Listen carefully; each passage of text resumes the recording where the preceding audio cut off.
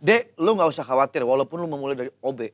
Ada satu cerita, ini caleg dari Rusia, Vladimir Demostran.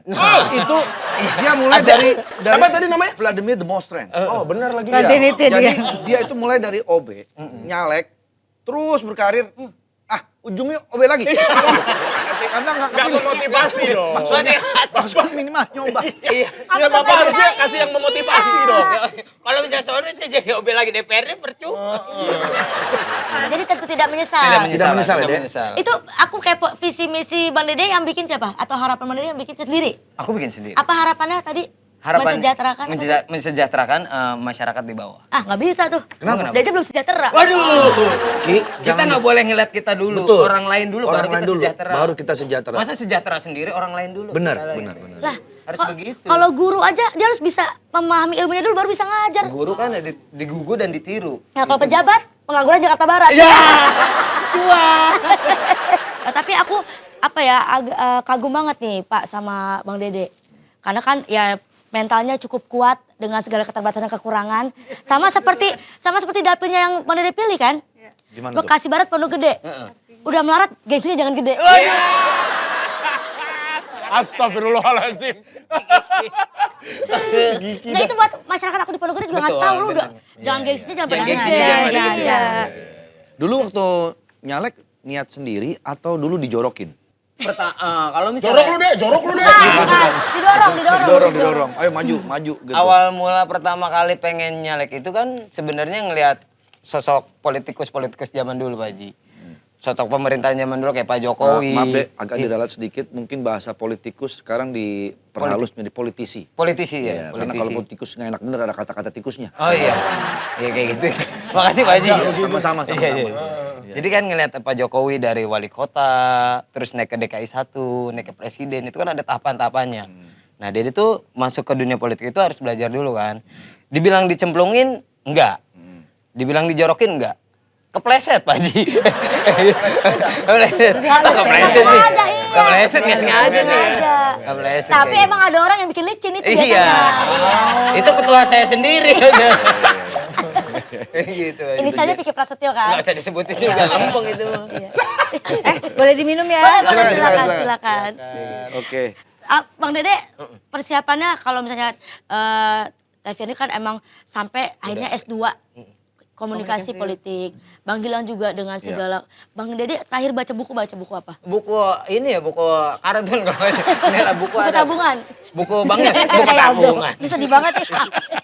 Buku, ini wah saldonya segini nih. Aduh, tinggal segini nih. Iya nih. Tinggal segini.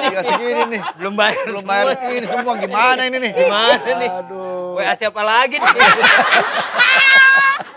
Iya sih paling kan kemarin juga diundang sama Bang Yos. Terakhir baca-baca bukunya Bang Yos kayak gitu kan. Bang Yos. Ya Sudarso. Bukan Sutioso. Bang Sutioso. Ya, gue juga baca tuh ada 2 buku yang Ada dikasih 2 buku betul ditandatanganin sama Bang Yos kita baca. Kalau tadi Bang Dede udah menyejahterakan, Teh nih ingin menyuarakan suara perempuan. Kalau Bang Gilang pengennya apa? Harapannya apa? Jadi gini, harapannya itu adalah gua mudah-mudahan bisa mengoptimalisasi lagi tayangan televisi yang berkualitas. Karena gue percaya betul bahwa salah satu faktor penting untuk mencerdaskan kehidupan bangsa adalah dari apa yang kita lihat selama ini. Kalau dilihat dari survei, generasi milenial itu menonton televisi hanya 16%. Sementara mereka melihat sosial media itu di atas 50%. Nah ini merupakan satu penurunan yang luar biasa karena mereka mohon maaf menganggap bahwa acara TV nggak menarik lagi gitu. Sebab mereka bisa mendapatkan hal-hal yang baru di sosial media.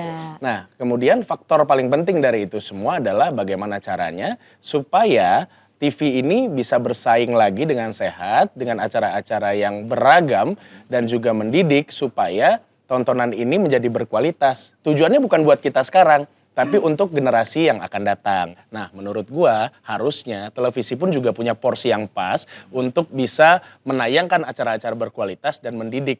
Kayak misalkan gini deh, kalau acara-acara gosip lebih disukai. Tapi kalau acara-acara yang sifatnya prestasi, seperti waktu Musa berhasil menjuarai tilawah di Irak, itu emang kurang diekspos karena memang tidak seksi.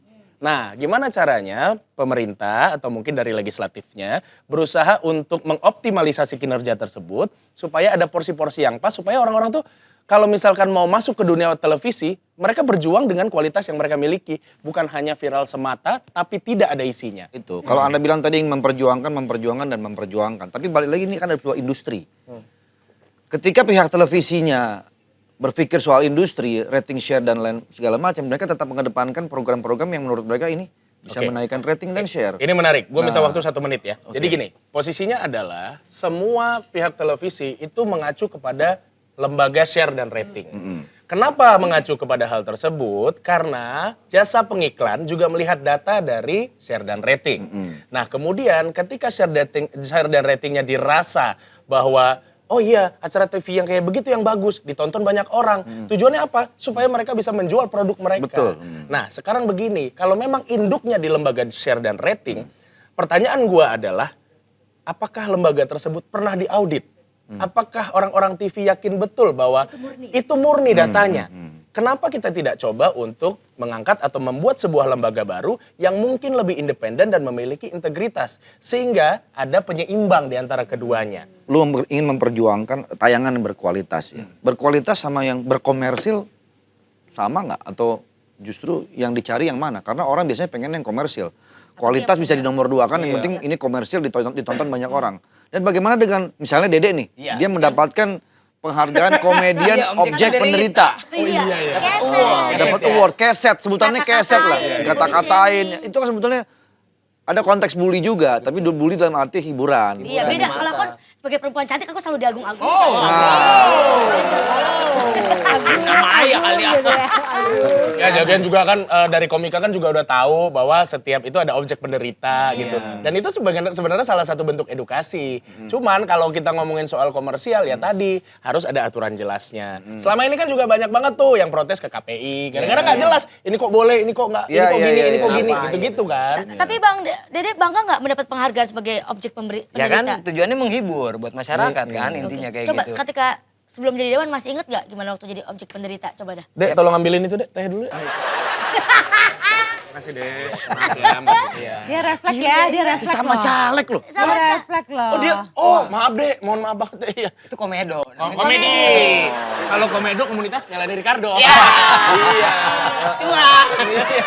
Tadi Bang Dede waktu off air bilang, Pak Haji, nanti kalau dia udah kepilih dia akan datang selalu paling pagi. Dari pagi. Nyiapin teh sama kopi buat berenang. Tapi itu modal penting ya untuk Modal melayani penting ya. untuk melayani. Dek, tapi lu kalau udah jadi caleg misalnya terpilih, Pak Haji. lu nggak bisa ngelucu lagi dong, Dek. Apa, Dek? Yang lucu lah di sana kan ngelucu. Masa lu tugas di sana ngelucu? Ya takutnya pada stres dengan apa-apa kan kita Gak usah begitu. Sekarang semua di sana udah lucu. Iya. Lucu banget Pak Haji malah. Gitu ya? Dibanding kita. Tinggal balance. Iya, tinggal kita gimana cara menyeimbangkannya. Iya. Mereka aja tuh semua di sana kepengen lu jadi pelawak kayak kita. Bener. Kita malah pengen jadi caleg. Bagaimana sih? Itu dulu Pak Haji gimana?